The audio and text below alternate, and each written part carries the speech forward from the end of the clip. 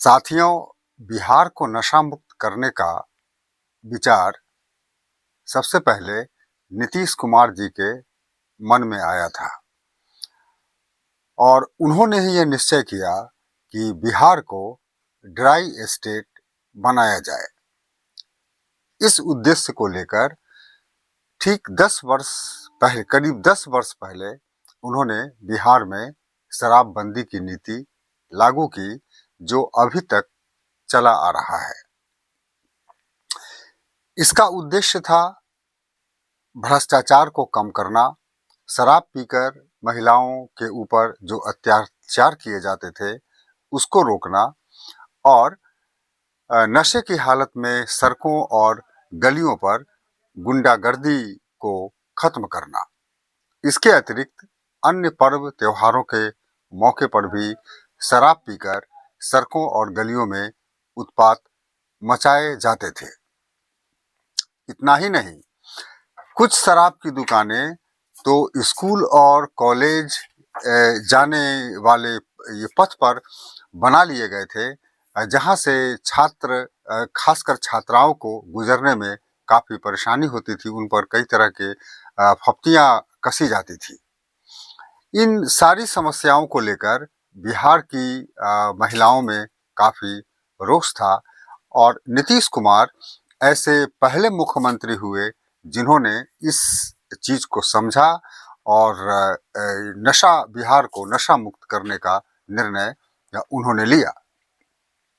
हालांकि नशा मुक्ति कर दिए जाने, बिहार को नशा मुक्त कर दिए जाने के कारण बिहार सरकार को काफ़ी अधिक मात्रा में राजस्व की क्षति उठानी पड़ रही है, लेकिन बावजूद इसके नीतीश कुमार अपने निर्णय पर अटल रहे और आज तक अटल हैं।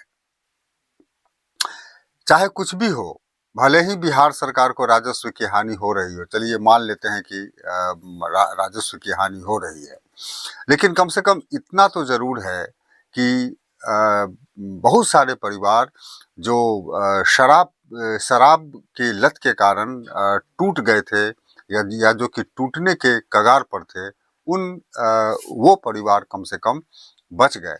आज ऐसे परिवारों के जो मेल मेंबर हैं, जो जिनको कभी शराबी कहा जाता था, आज उन्होंने भी शराब छोड़ दी है। बहुत सारे उदाहरण हैं हमारे गांवों में, हमारे शहरों में, उन्होंने अपनी शराब की आदतें छोड़ दी है।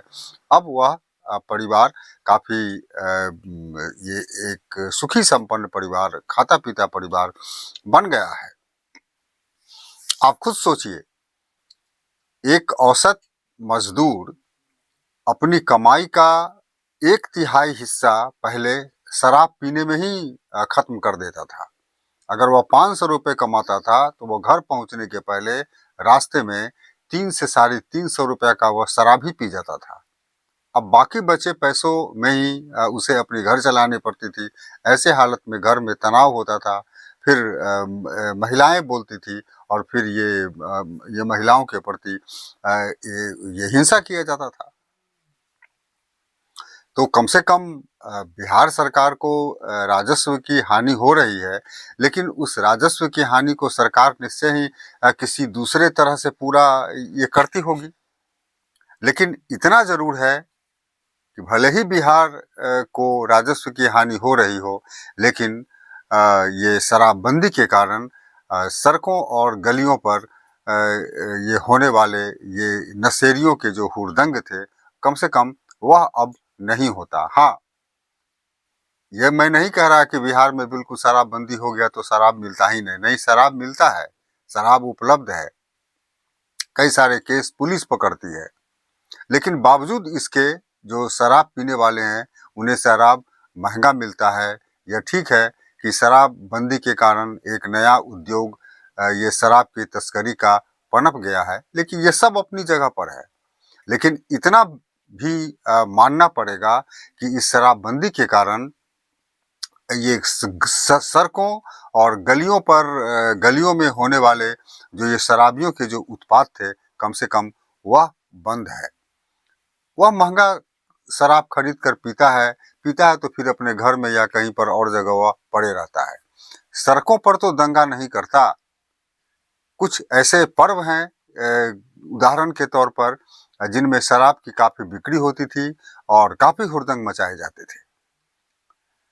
तो हम यह मानते हैं कि यह जो शराबबंदी है यह बिहार में होना चाहिए और इसे आगे भी लागू रखा जाना चाहिए, इसे बंद नहीं किया जाना चाहिए और इसके लिए नीतीश कुमार धन्यवाद के पात्र हैं। उन्होंने खुद ऐसा किया और दूसरों को भी ऐसा करने का मार्ग उन्होंने दिखलाया।